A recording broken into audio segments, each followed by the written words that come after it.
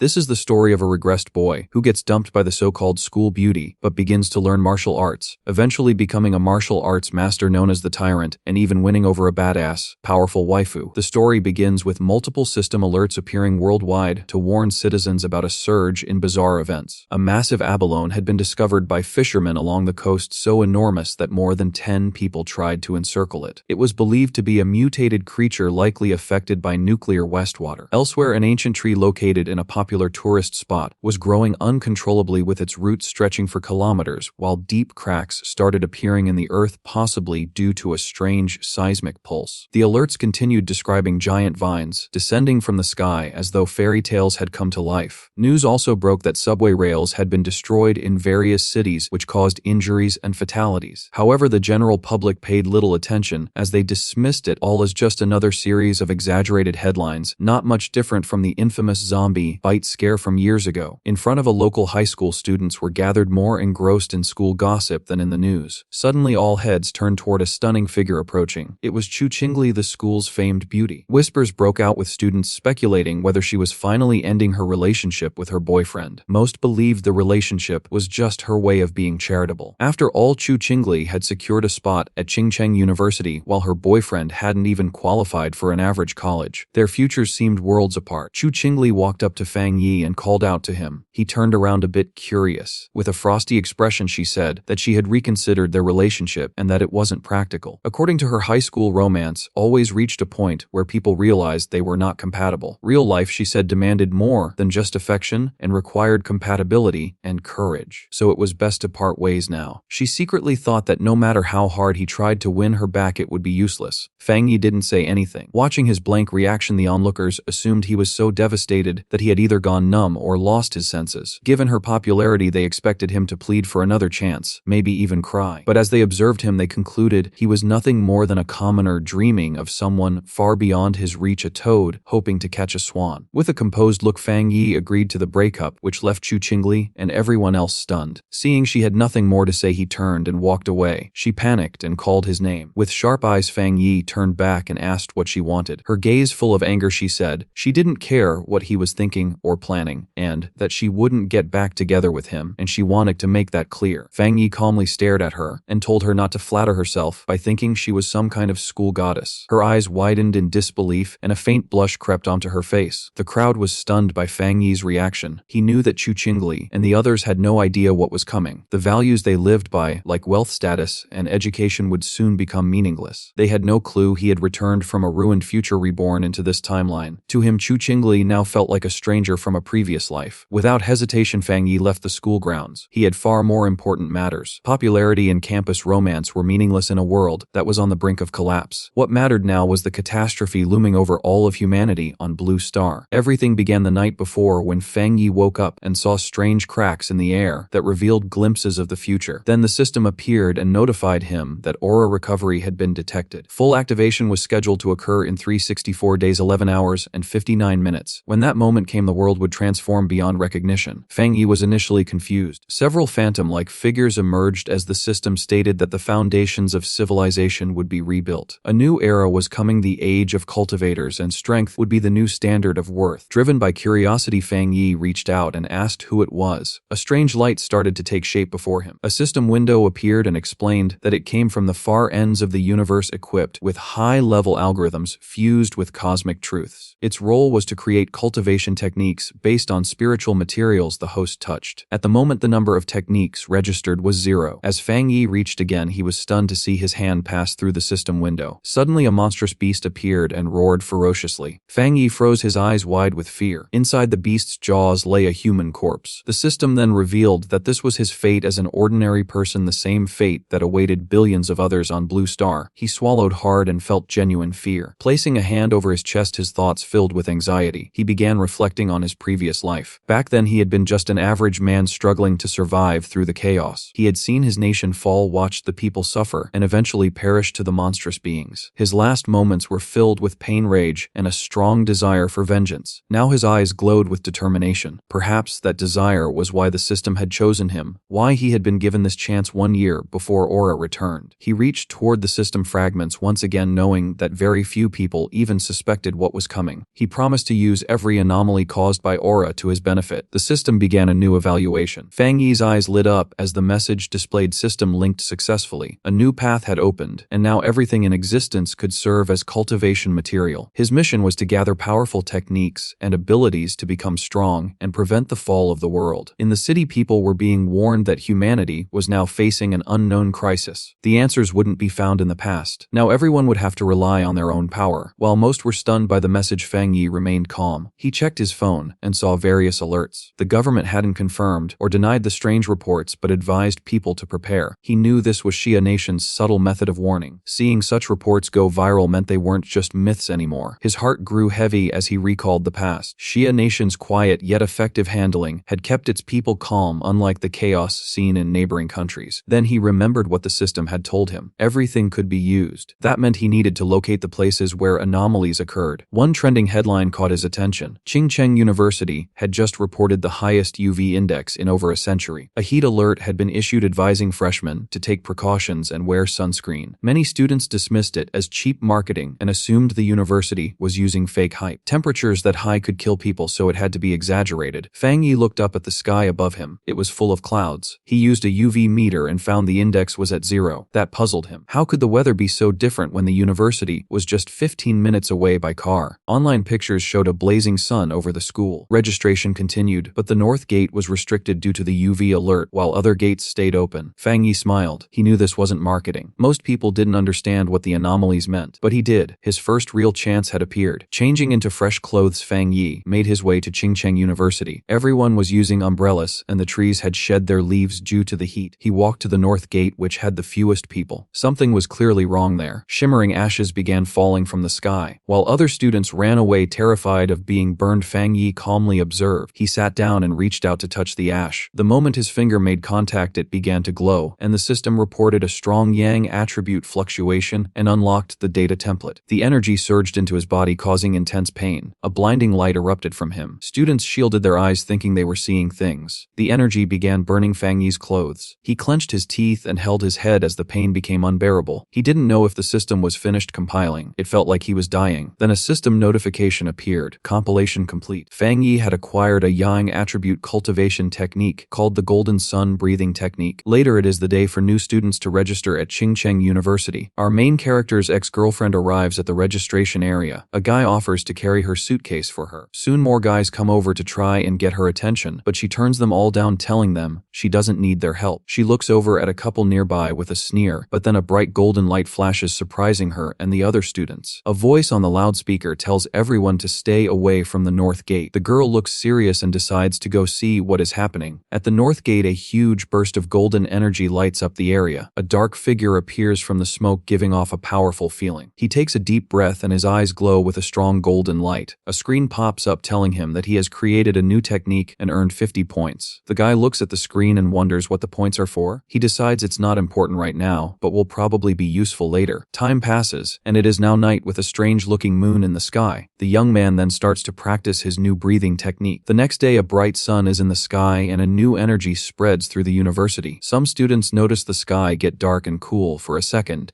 as they run to the north gate. A large crowd gathers there to see what is going on. The university's dean is angry and asks why no one listened to the warning to stay away. The group pushes through the crowd, which moves aside for them as they go to the center of it all. A hooded person with a serious look tells the dean to block off the north gate completely. At that moment, a system tells Fang Yi that he has cleaned a polluted area. He learns that the government already knows about these areas and wonders if there are other people like him. Hearing an alert about people not being allowed in the area, the young man knows things have gotten serious. The students see people in uniforms and wonder if they are from the army. From a rooftop, Fang Yi sees that the disturbance is getting a lot of attention. With his red eyes glowing, he decides it's time to leave and jumps off the building. Down below, the mysterious hooded person walks across the ground, which is cracked from the energy. The hooded figure looks carefully at the scene. This person kneels and touches the ground to feel for any remaining energy. Then she picks up a piece of the ground to get a closer look at what happened. The hooded figure studies it and realizes a person caused the energy. Just then, officials begin moving the students out while the person in the hood watches from far away. In the crowd, the guy's ex-girlfriend is shocked to hear that only one person did this. At that moment, she sees a figure jumping away and wonders if it was her ex, but she quickly pushes that thought away. With his grades, he could never get into this school. Far away at Fang Fang Yi's house, the sun goes down and night falls. Lying on his bed, the young man complains that his body is still hot even after a cold shower. Because of the heat, he's afraid he won't get any sleep. He also worries that, because of what happened today, someone might have noticed him. He then picks up his phone and sees a popular news story about a cultivation association. The young man remembers that everyone used to think it was just a joke on the internet. Just then he remembers the hooded people at the university and thinks they must be from the association. Curious, he opens the news story to read the whole article. It explains the different cultivation levels, from ghost acts to total transcendence. In the comments, people think it's a joke, but he wonders if the announcement is real. Fang Yi thinks about how he never knew any of this in his past life as a normal person. Sitting on his bed, he thinks about the Cultivation Association and decides to try his technique again. He closes his eyes and focuses to start his training. In that moment, he begins to sweat as a strong golden energy flows around him. He starts to float in his room surrounded by a bright golden glow. A light shines on him. The first step is to strengthen his body to hold the power of heaven and earth. He successfully controls the energy and shapes it into a divine axe. His eyes glow brightly and he smiles, feeling full of power. The system tells him he has reached the docha level and gives him 50 more points. The guy remembers the points and reads the screen, which says a new path is now open. The system explains that the points can be used to put the compiled data into any object. He thinks about the idea of putting power into an object and looks at his mug on the table. He holds his hand out toward the mug with a golden glow of power. The system asks if he wants to use 1 point to put the yang attribute on the mug. He realizes this is like enchanting an item to give it a special power. The young man thinks that if he did this to a weapon, it would become his own special item for fighting. He decides that having a powered-up weapon will be very important for what is to come. The guy then finds a small sword on his shelf and decides to try the power on it. He thinks that if the test works, he will buy a real weapon to be ready for the monsters. Suddenly, a strange noise from outside the building gets his attention in the middle of the night. Outside, a dark creature with huge claws is watching Fang Yi's apartment. With glowing red eyes, the strange creature shows its sharp teeth in the darkness. It looks like a giant demonic rabbit and gets ready to attack the building. Inside the apartment, the man is completely unaware that danger is approaching. Lying on his bed, he feels uneasy due to the effects of his new cultivation technique. His red eyes scan the room as he wonders about the strange sound that resembles a rat. He doubts it's coming from inside or through the pipes and guesses it might be a pet from one of the neighbors. As he walks through the living room, he reminds himself that his enhanced hearing could naturally pick up sounds from nearby apartments. He sharpens his focus trying to identify the source of the noise, but something feels off. Alert now, Fang Yi heads to the door, and right in the dark hallway he comes face to face with a terrifying creature. The red-eyed monster stares him down, poised to attack. Startled, he recognizes the mutated beast, and a memory from his previous life sends a chill down his spine. Meanwhile, a drone flies across the city's night sky, indicating that others are aware of the threat. On top of a tall building, a young woman chewing on a lollipop complains that they still haven't caught the rabbit that ate a rare fruit. Calm and confident about the mission, she instructs her team to keep sending her real-time updates on the target. Moments later, the mysterious girl leaps from the building to begin her pursuit. She dives through the air effortlessly, weaving between the towering skyscrapers. As she descends, she senses the powerful presence of the mutated beast and realizes she's closing in. Her eyes begin to glow as she finally locates the monster preparing for combat. She lands forcefully on a rooftop with remarkable agility. Running down the side of a building, she receives confirmation to keep pursuing the target at all costs. She continues her chase without pause, leaping from rooftop to rooftop, warning her team that the creature consumed a rare fruit and could evolve further. Elsewhere, a man working late notices something flash past his window, leaving him stunned. He questions if he imagined it, but his boss scolds him for standing around. At the same time, the hunter appears silhouetted against the moon on the 65th floor. Back at the apartment, Fang Yi stands off against the creature, which lets out a piercing scream. His golden eyes flicker as he realizes his body has transformed. He can now fight the beast head-on. The monster lunges with its claws, but the young man dodges effortlessly. He notes how his new body allows him to see the attacks almost in slow motion. As sunlight energy builds in his hand, he wonders why a mutated beast has appeared so soon. Memories from his past life flood back as he steels himself to confront the threat. He knows the creature hasn't fully evolved yet, and the night attribute only makes it more unstable and aggressive. Realizing the danger to the entire building, he launches into action. Fang Yi grabs the beast with a hand full of radiant energy. Holding the monster tightly, his glowing eyes reflect a calm but deadly focus. He whirls the creature into the air, quickly noticing its tail is a weak point. Taking the opportunity, he seizes the tail and throws the creature with tremendous force against the window, shattering it. With his fist glowing with solar power, he prepares to deliver a decisive blow. A beam of golden energy erupts from his hand, hitting the creature midair. Enveloped in the blazing light, the beast tries to absorb the energy energy with its claws. Fang Yi suddenly realizes the monster is attempting to steal his yang power. He counters with more force, believing the sun's energy is too potent and that the rabbit is only hastening its own end. The explosion of golden light becomes overwhelming, and the creature is completely engulfed. Next door, a couple is jolted awake by the noise. The man wonders if it was thunder and checks the window, only to find nothing out of the ordinary. Meanwhile, our hero lands inside the apartment surrounded by the fading remnants of his golden energy. He reflects that the creature seemed like a desperate ghost trying to devour his power. The monster's eyeball drops to the ground, emitting strange black smoke. With a serious expression, Fang Yi observes the remains of the beast he has just defeated. Without hesitation, he stomps on the eye, crushing what's left. He understands that the night-dwelling creature was desperately drawn to his opposite yang-based power. Had he been a normal person, the monster would have wiped out the entire building. Now aware of what lies ahead, he knows he must master more techniques to deal with future threats. Meanwhile, the mysterious girl dashes across the city under the moonlight. She sprints down the side of a building with astonishing speed. Upon arriving at the scene, her eyes widen in surprise. Standing amidst the destruction, she realizes someone else has already taken down her target. She kneels to examine the remains and decides she must reclaim the night attribute. As she reaches toward what's left of the creature, she's startled by lingering golden energy. A powerful heat and burning sensation force her to recoil. She recognizes the energy from the university gate and concludes that this is no coincidence. Turning on her communicator with a firm expression, she reports to her base that the target has been eliminated by an unknown, highly skilled forerunner. A voice on the other end asks whether it's the same individual who cleared the gate and killed the rabbit. A man confirms they have no information on this new figure and the organization must find and recruit him. The silver-haired girl agrees. Carefully, she collects the remaining golden flame into a container attached to her clothing. Her superior orders her to abandon other missions and prioritize locating this new forerunner. Calmly, the mysterious hunter unwraps the lollipop she'd been holding, pops it into her mouth, and affirms she understands the new directive. But before she begins the mission, she says she needs to grab a milk tea to unwind. A voice on the communicator wonders aloud who this incredibly powerful person might be. The young woman agrees, admitting the president was right. They must meet this remarkable individual. Fang Yi's day begins with the rising sun. He stretches his body, ready to dive into his training. He understands that waking up early benefits his strength, so he gets prepared for another intense session. The warrior activates his breathing technique, absorbing the golden energy of the morning. As this energy flows through him, his eyes begin to glow with a golden light. Entering the ghost axe realm, he senses the familiar force of the technique awaken.